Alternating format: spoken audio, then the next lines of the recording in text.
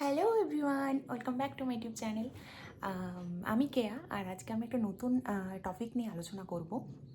আশা করি আপনারা সবাই খুব ভালো আছেন, সুস্থ আছেন, আর আমিও খুব ভালো আছি। তো গরম তো প্রায় চলেই এলো, গরমকাল তো পড়েই গেছে। অ্যান্ড এখন থেকেই এতটা পরিমাণে রোদ অ্যান্ড গরম, স্পেশালি যদি যাদেরকে আমাদেরকে দুপুরে বেরোতে হয় কাজের জন্য, লাইক ওই 12টা থেকে 3টের মধ্যে, তো ওই সময়টাতে ভীষণ গরম থাকে অ্যান্ড প্রচুর রোদও থাকে। তো বেরোনোটা খুবই কষ্টের হয় এবং অনেক কিছু প্রোটেকশন নিয়ে বেরোতে হয়। তো আজকে আমি আলোচনা করব যে গরমে আমাদের শরীর ঠান্ডা রাখার জন্য, লাইক ন্যাচারাল ওয়েতে আমরা কীভাবে আমাদের শরীরকে ঠান্ডা রাখবো, বা কী কী ডায়েটে কী কী চেঞ্জেস আমরা আনতে পারি, বা কী কী ধরনের খাবার খেলে আমাদের শরীর ভালো থাকবে।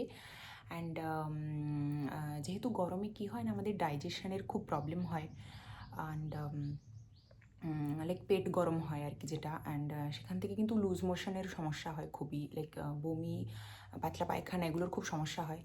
তো সেই জন্য আজকের ভিডিওর টপিক হচ্ছে যে গরমে আমরা কী কী খাবার খেলে আমরা আমাদের শরীরকে ভালো রাখতে পারবো অ্যান্ড আমাদের শরীর ঠান্ডা থাকবে। তো সেটা নিয়ে আজকে আলোচনা করব। তো ফার্স্টেই বলি যে গরমে আমাদের কী কী ধরনের খাবার খাওয়া দরকার বা কী টাইপের খাবার খাওয়া দরকার। তার মধ্যে মেন দুটো পয়েন্ট আছে।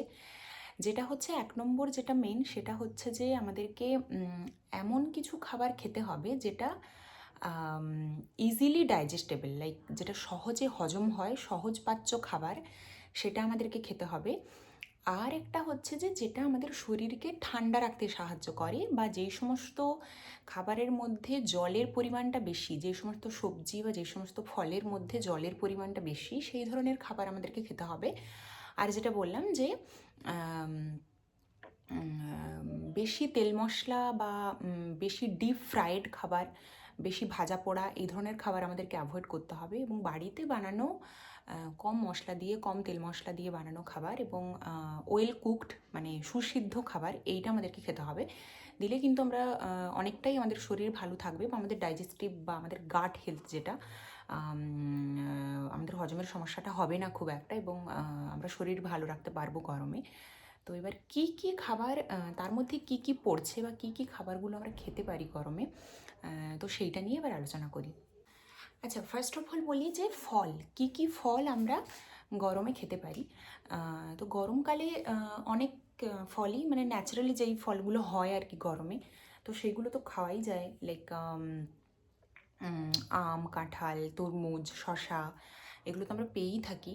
তো এগুলো আমরা খেতে পারি, কিন্তু তার মধ্যে তরমুজ, শশা এবং ভিটামিন সি যেই ধরনের ফলে বেশি আছে, বা টক জাতীয় যে সমস্ত ফল, সেটা এমনি লেবু হতে পারে, বাড়িতে যেই লেবু হয় সেই লেবু হতে পারে, বা হচ্ছে যে কমলা লেবু হতে পারে, বা হচ্ছে তরমুজ হতে পারে, অ্যান্ড টমেটো হতে পারে, এই ধরনের যে ফলগুলো, বিকজ ভিটামিন সি আমাদের শরীরে ইমিউনিটি ভালো রাখে, অ্যান্ড হচ্ছে যে এটা কিন্তু আমাদের শরীরে হাইড্রেশনটাকে ভালো রাখে, লাইক শরীরকে ডিহাইড্রেটেড হতে দেয় না, বা শরীরে জলের পরিমাণটা আর কি ব্যালেন্সড রাখে। তো সেই জন্য এই ধরনের ফলগুলো আমরা খেতে পারি।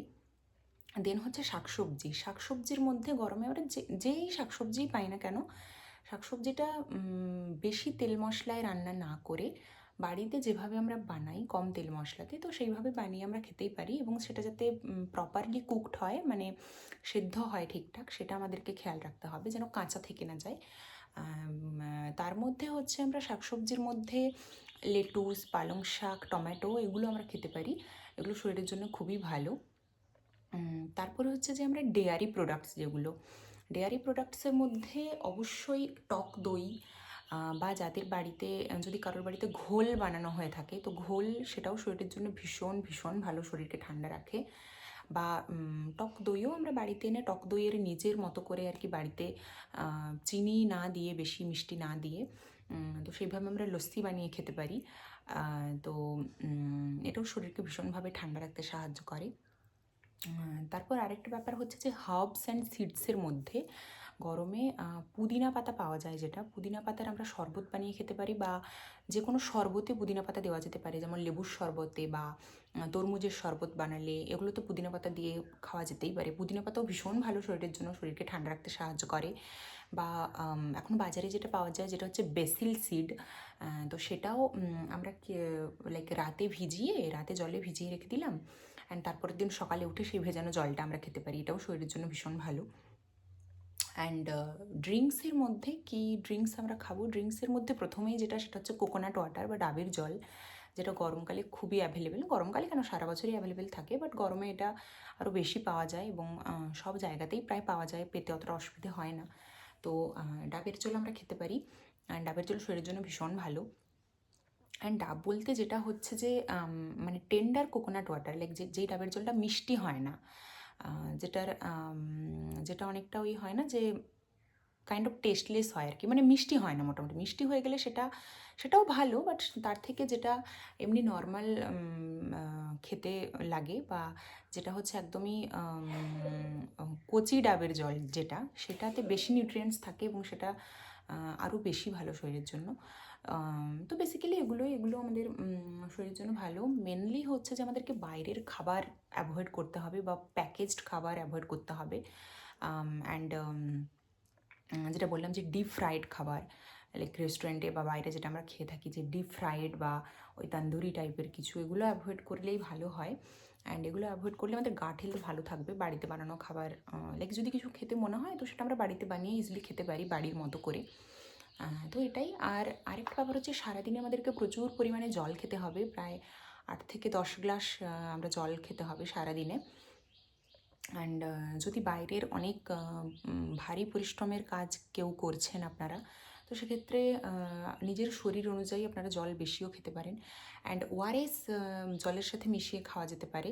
ওআরএস আপনারা বাজারে যেগুলো পাওয়া যায় ওগুলো না মানে বিভিন্ন ফ্লেভার্ড হয়। আমার মনে হয় তার থেকে আপনারা যদি আপনাদের কাছাকাছি যদি কোনো সাবসেন্টার থাকে, বা যেটা স্বাস্থ্যকেন্দ্র বা হসপিটাল থাকে, তো সেখানে যেই সাপ্লাইটা থাকে সেটা কিন্তু ফ্লেভার্ড হয় না, সেটা নর্মাল ওআরএস হয়, তো ওটা শরীরের জন্য বেশি ভালো, ওতে অ্যাসিডিটিও হয় না। তো সেটা আপনারা খেতে পারেন, বা যদি না পাওয়া যায় তাহলে বাড়িতে এমনি নুন চিনির জল বানিয়েও খেতে পারেন। আমি পরের ভিডিওতে বলে দেবো যে বাড়িতে আমরা কীভাবে ওআরএস বানাতে পারি, বা ওআরএস বানানোর যে সঠিক পদ্ধতি সেটা আমি ডিসক্রাইব করে দেবো পরের ভিডিওতে। তো সেইভাবে ওআরএস জল আমরা খেতে পারি বানিয়ে।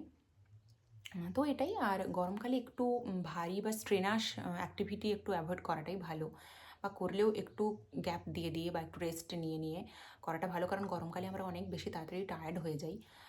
তো সেটা না করাটাই ভালো, যতটা অ্যাভয়েড করা যায়। অ্যান্ড দুপুরবেলাটা বাইরে না বেরোনোই ভালো, স্পেশালি 12টা থেকে 3টে, ওই যে টাইমটা ভীষণ রোদ, অলরেডি ভীষণ রোদ শুরু হয়ে গেছে, অ্যান্ড প্রচুর গরম থাকে। তো ওই টাইমটাতে যাতে বাড়ির বাইরে না বেরোনো যায়, তো সেটা একটু দেখলে ভালো হয় যদি পসিবল হয়। আর যদি পসিবল না হয় তাহলে একটু যাতে ঠান্ডা জায়গায় আমরা কাজ করতে পারি, বা যদি রোদে কাজ করতে হয় তাহলে মাথায় বা শরীরে হালকা সুতির ওড়না বা সুতির কিছু কাপড় টাইপের হালকা, সেটা সাদা হলে বেশি ভালো হয়। গরমে অবশ্যই কালো জামাকাপড় অ্যাভয়েড করা উচিত, কারণ কালো জামাকাপড় বেশি রোদ অ্যাবসর্ব করে। তো সাদা জামাকাপড় আমরা ব্যবহার করতে পারি, বা সেটা হালকা করে ঠান্ডা জলে ভিজিয়ে নিয়ে তারপর সেটা মাথায় বা শরীরে কাভার করে, মুখে কাভার করে, তো সেইভাবে কাজ করা যেতে পারে। অ্যান্ড অবশ্যই সঙ্গে ছাতা রাখতে হবে। যখনই আমরা বাইরে বেরোবো, বাড়ির থেকে বাইরে বেরোলেই ছাতা, জলের বোতল এগুলো আমাদের সাথে রাখতে হবে। তো এটাই। আশা করি এইভাবে আমরা গরমে কিছুটা নিজেদেরকে ভালো রাখতে পারবো, নিজেদের শরীরকে ভালো রাখতে পারবো, অ্যান্ড ঠান্ডা রাখতে পারবো। সেটাই আজকের ভিডিও টপিক ছিল। অ্যান্ড আশা করি ভিডিওটা আপনাদের ভালো লেগেছে। আর যদি ভিডিওটা ভালো লাগে তাহলে এই চ্যানেলটা প্লিজ সাবস্ক্রাইব করে দেবেন আরও এরকম নতুন ভিডিও পাওয়ার জন্য। And that's it. Thanks for watching. And আপনারা গরমে সবাই ভীষণ ভালো থাকুন, অ্যান্ড সুস্থ থাকুন। টাটা।